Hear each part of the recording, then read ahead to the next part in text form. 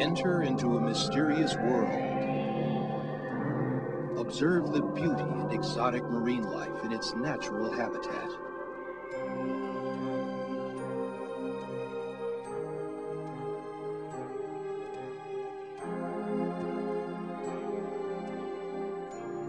Experience a new and uncharted adventure. The underwater world of scuba diving offers a glimpse at nature's pristine beauty. An environment where man is humble, just a temporary visitor. It's a fragile environment that demands our respect.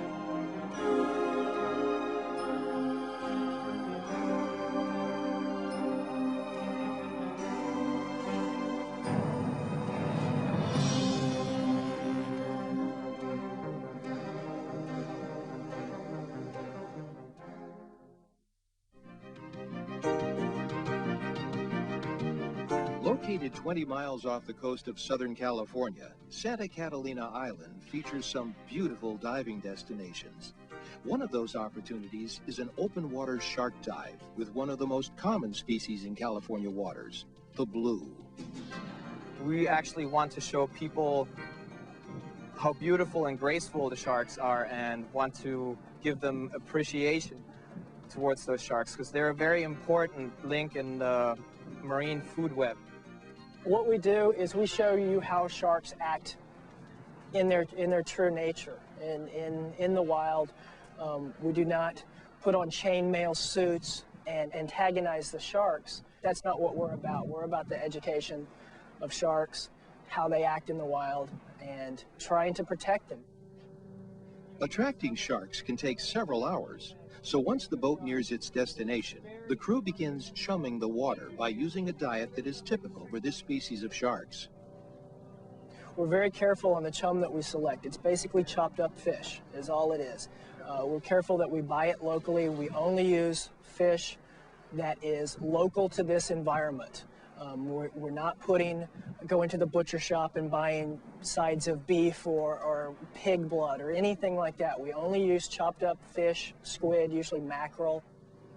By creating a surface slick over several miles, the crew hopes to bring the sharks directly to the boat.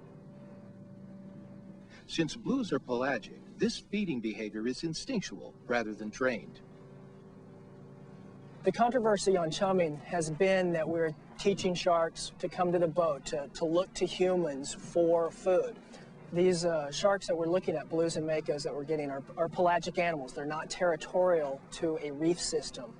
They live in the open ocean. From the time they're born, their mothers have no maternal instincts. They just start swimming, and they will swim for their entire lives.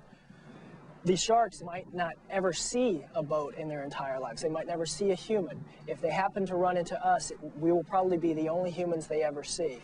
Sharks are also, they're an instinct animal. They do not have a large brain where you're going to train them to do something when you do it once. Each diver is paired with a safety diver whose experience in interpreting the shark's behavior is critical. Once in the water, divers quickly descend to about 15 feet.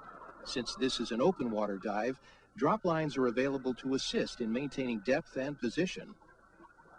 The drop lines are a reference point for the divers in the open ocean environment because basically this is a bottomless dive. We're in about 1,200 feet. This is a high spot in the San Pedro Channel, but it is still very, very deep. The rest of the channel is about 2,500 to 3,000 feet deep.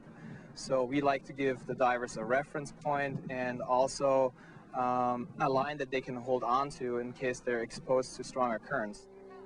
For those not so comfortable in the open water, as well as the non-scuba certified, a specially designed shark cage is available, offering a more protected view. We have a shark cage that is specifically designed as a snorkeling cage. Unlike the ones that most people are used to seeing that float down under the water, this one actually keeps the edges of the shark cage above the water so that children, adults of any size can be in it and can see the sharks and witness the sharks without having to have a scuba certification. Assisting in the study of these graceful creatures, we had the opportunity to tag some of the juvenile blues. Information such as size, location, and gender help to provide scientific data and aid in the study of a relatively unknown and mysterious animal.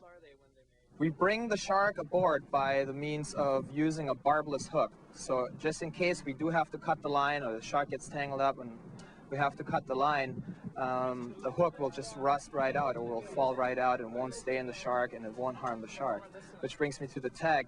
What we do is we insert a plastic tag next to the shark's dorsal fin, right parallel underneath the skin. We tag the sharks for several reasons. We really don't know a lot about sharks, period. We would like to find out if they have migration patterns. Where are those migration patterns? How fast do sharks grow? How old are they when they reproduce? Where do they reproduce? The responses to shark diving ranges pretty much through the entire spectrum. We have people that are afraid of sharks. They are afraid. Every movie they've ever seen from Jaws on, they don't want to get in the water. So they want to come out and face their fears. And it's usually a very pleasant surprise for them to come out here and realize that sharks are not biting at the cage and this mean, vicious ramming the boat or anything like that, that they're a very beautiful animal, a very graceful animal. We have also responses of people that love sharks. But we have had people of all walks of life and all ages. We have had children as young as 8, and we have had adults as old as 68. They cannot believe how close you can come to these sharks and actually how docile these sharks are, how graceful and beautiful these sharks are. This opportunity gives divers a chance to come out and be in a safe environment and what I would call an environmental friendly environment and see sharks, take pictures of sharks, and whether they're facing their fears or just want to take a picture of it, they're able to do that in a safe and friendly manner.